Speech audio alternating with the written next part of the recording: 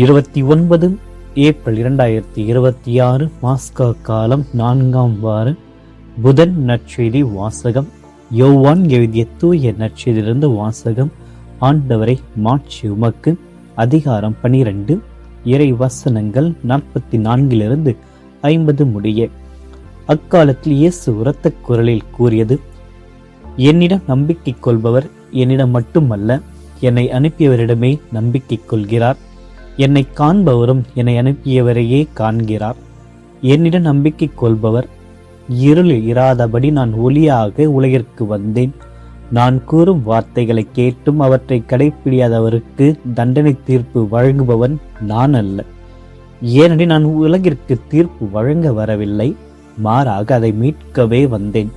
என்னை புறக்கணித்து நான் சொல்வதை ஏற்றுக்கொள்ளாதவருக்கு தீர்ப்பளிக்கும் ஒன்று உண்டு, என் வார்த்தையே அது. இறுதி நாளில் அவர்களுக்கு அது தண்டனை தீர்ப்பு அளிக்கும். ஏனெனில் நானாக எதையும் பேசவில்லை, என்னை அனுப்பிய தந்தையே என்னை என்ன சொல்ல வேண்டும், என்ன பேச வேண்டும் என்பதை பற்றி எனக்கு கட்டளை கொடுத்துள்ளார். அவருடைய கட்டளை நிலை வாழ்வு தருகிறது என்பது எனக்கு தெரியும். எனவே நான் சொல்பவற்றை எல்லாம் தந்தை என்னிடம் கூறியவாறே சொல்கிறேன். ஆண்டவரின் அருள்வாக்கு. கிறிஸ்துவே உமக்கு புகழ். இயேசுவில் பிரியமான அன்பு சகோதர சகோதரிகளை, இன்றைய நாள் இறைவன்கள் ஒவ்வொருவரையும் நிறைவாக ஆசீர்வதிக்கும்படியாகும். இன்றைய நாள் தங்களுடைய திருமண நாட்கள், பிறந்த நாட்கள், பல்வேறு கொண்டாட்டங்கள், நினைவு நாட்களை கொண்டாட ஒவ்வொரு பிள்ளைகளையும் நிறைவாக ஆசீர்வதிக்கும்படியாக உங்களுக்காக இத்திருப்பலியில் ஜெபிக்கின்றேன். இன்றைய நாளில் தூய சியன்னா கத்ரினாமாளுடைய நினைவு நாளை நாம் கொண்டாடுகின்றோம். ஜெப வாழ்க்கையில் வாழ்ந்திருந்த பொழுது பல சோதனைகளை எதிர்கொண்டவர். ஆண்டவரை நீர் எங்கே என்று அவர் கேட்ட பொழுது, இயேசு நான் உனக்குள் இருக்கிறேன், உனக்கு அருள் அளிக்க என்று பதிலளித்தார். இதனால் அவர் தைரியம் பெற்று பல சோதனைகளை வென்றவர். சிறு வயதிலிருந்து கடவுளுக்கு அர்ப்பணிக்கப்பட்ட வாழ்க்கையை தேர்ந்தெடுத்தவர். திருமணத்தை தவிர்த்து செபம் மற்றும் தவத்தில் வாழ்ந்தார். பின்னர் டொமினிக்கன் 3ஆம் சபையில் இணைந்தார். அவர் திருச்சபைக்கு பெரும் சேவை செய்வது திருத்தந்தை ரோமேருக்கு திரும்ப செய்தார். சமாதானம் ஏற்படுத்திய நாடுகளுக்கு முயற்சி செய்தார். திருச்சபை சீரமைப்பில் பங்காற்றினார். அவருடைய வாழ்வில் முக்கிய அம்சமாக நற்கருணை ஆண்டவர் மீதான ஆழ்ந்த பக்தி கொண்டவர். அவர் நற்கருணை வாழ்வளிக்கும் உணவாக ஏற்கிறார்.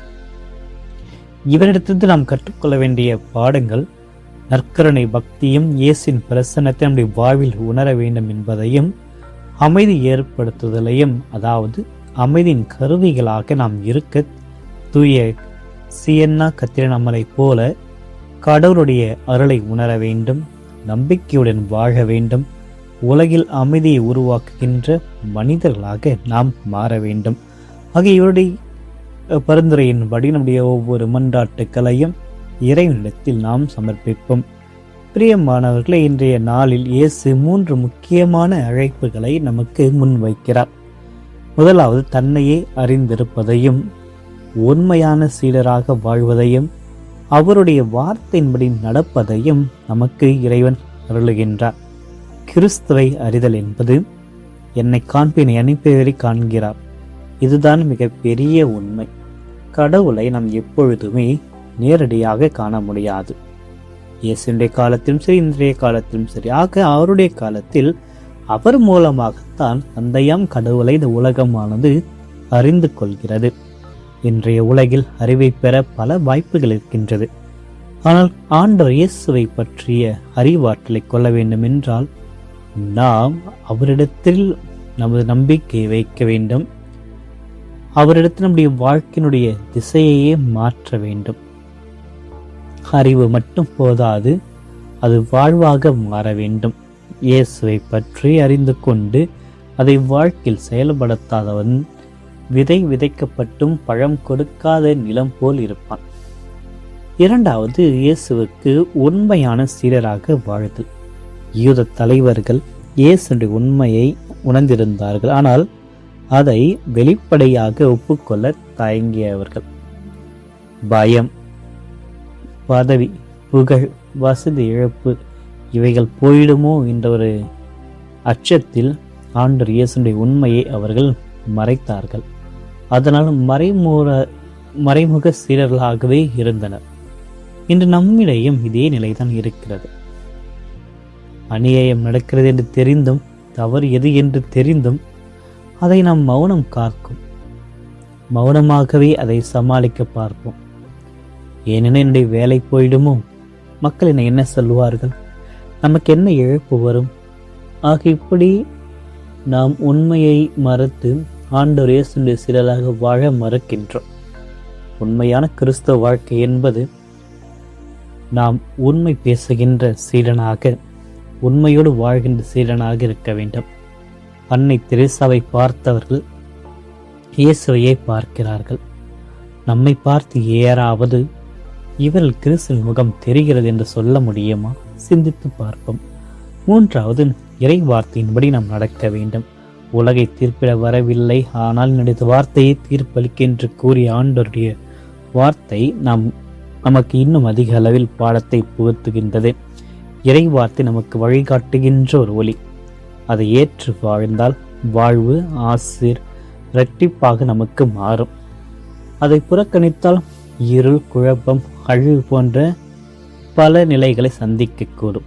ஒவ்வொரு நாளும் ஒரு தீர்ப்பை எடுக்கின்றோம். இன்று இறை வார்த்தையோடு வாழ்வதா அல்லது அதற்கு எதிராக வாழ்வதா என்பதை நாம் எடுத்து செல்வோம். மனதில் இயேசு ஒளியாக வந்தார். அந்த ஒளியை ஏற்றுக்கொள்கின்ற மனித இருளில் நடக்க மாட்டார். ஆக நம்முடைய வாழ்க்கையில் இருக்கின்ற பல இருளான பாவங்கள், சுயநலம், பயம், அநியாயத்தை பார்த்து மௌனமாக இருப்பது, இவைகளை அகற்றி இயேசுடைய வார்த்தைகளை நம்மில் கொண்டு வந்து ஒளியில் வாழ்வதற்கான முயற்சியை நாம் எடுப்போம். கிறிஸ்துவை அதிகமாக அறிய முயற்சி செய்வோம். மறைமுக சீடராக மட்டுமல்லாமல் வெளிப்படையான ஒரு சீடராக மாறுவோம். இறை வார்த்தை வாழ்க்கையினுடைய அளவுகோலாக ஏற்றுக்கொள்வோம். உலகிற்கு ஒளியாக வந்த ஆண்டவரிடத்தில் இதற்கான ஆசீர்வாதத்தையும் கிருபையும் பெற்று இந்த நாள் முழுவதும் ஆண்டவருடைய பாதத்தினுடைய அனைத்து தேவைகளையும், எண்ணங்களையும், இயக்கங்களையும், கவலைகளையும், கண்ணீர்களையும், வேலைகளையும், பயணங்களையும் சமர்ப்பித்து இறை ஆசிரை பெறுவோம். ஆமென். மன்றாடுவோமாக. இன்றும் வாழும் எல்லாம் அந்த இறைவாமை வாழ்த்துகிறோம், போற்றுகிறோம், ஆராதிக்கிறோம், நன்றி கூறுகிறோம்.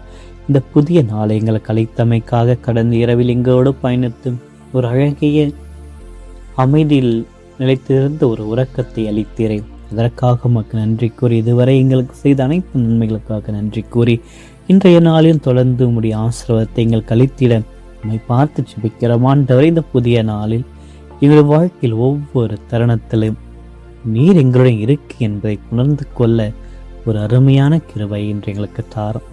சோதனைகள் வருகிறது, கஷ்டங்கள் வருகிறது, போராட்டங்கள் இருக்கிறது, சவால்கள் நெருக்கியலில் கொடுக்கின்றது.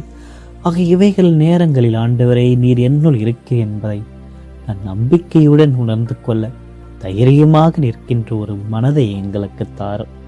தூய சியன்னா கத்திரினமலை போல ஆண்டவரே அருள் நிலைத்து சோதனைகளை வெல்லுகின்ற ஒரு நல்ல வலிமையை எங்களுக்கு தாரும். தூய ஆவியாரின் அனைவரையும் நிரப்பி உள்ளத்தில் இருக்கின்ற செருக்குகளை விலக்கி, பயத்தை விலக்கி, இருளை விலக்கி, உமது ஒளியினால் எங்கள் அனைவரையும் ஆசீர்வதி எப்படியோ வல்லமை எங்கள் நிரப்பிய ஆற்றல் அலைகளை குத்து விற்றலாம். ஆண்டவரை கருணையில் உங்களுடைய பிரசன்னத்தை நாங்கள் உணர்ந்திட, எங்கள் வாழ்க்கையிலும் அதிக அளவில் அதை உணர்ந்து செயல்படுத்திட, உண்மையை வாழ்வளிக்கின்ற உணவாக நாங்கள் ஏற்றிட, உம்மோடு இணைந்து நாங்கள் வாழ்ந்திட எங்களுக்கு அருளை தாரும். அமைதி ஆண்டவரை, எங்களுடைய எண்ணங்களில், வார்த்தைகளில், செயல்களில் அமைதியை வளர்த்திடும். என்னை அன்பின் கருவிகளாக மாற்றியறலும். என்னுடைய குடும்பம், சமூகம் அனைத்திலும் நான் ஒற்றுமையையும், அன்பையும், இரக்கத்தையும், மன்னிப்பையும், சகோதரத்துவத்தையும் கண்டெடுத்திட எங்கள் அனைவரையும், எங்கள் சமுதாயத்தை, உலகத்தையும் நிறைவாக ஆசீர்வதித்தருளும். இன்றைய நாளில் நான் செய்கின்ற அனைத்தையும் உமக்கு மகிமை சேர்க்கின்ற வகையில் அமையட்டும். என்னுடைய வாழ்வு உமக்கு சாட்சிப்படுத்துகின்ற ஒரு நற்செய்தியாக மாறட்டும். அத்தனைக்கும் காரணமாயிருக்கின்ற உமது அளவற்ற அன்பிற்காக எங்களையும், எங்கள் வேலைகளையும், பயணங்களையும், எண்ணங்களையும் உங்களுடைய பாதத்தில் வைத்து வைக்கிறோம். அனைவரும் திருக்கரத்தால் தொட்டு பலப்படுத்தி ஆற்றல்கள் பல வழங்கி இந்த நாளில் மகிழ்ச்சியுடன் வெற்றியுடன் வாழ்ந்திட இறைவா எங்களோடு பயணித்தருளும். இந்த மன்றாட்டுக்களை எல்லாம் எங்கள் ஆண்டவர் ஆக்கி கிறிஸ்து வழியாக மன்றாடுகிறோம். ஆமேன். எல்லாமல் இறைவன் தந்தை மகன் தூய அவங்கள் ஒவ்வொருவரையும் நிறைவாக ஆசிர்வதிப்பாராக. ஆமேன்.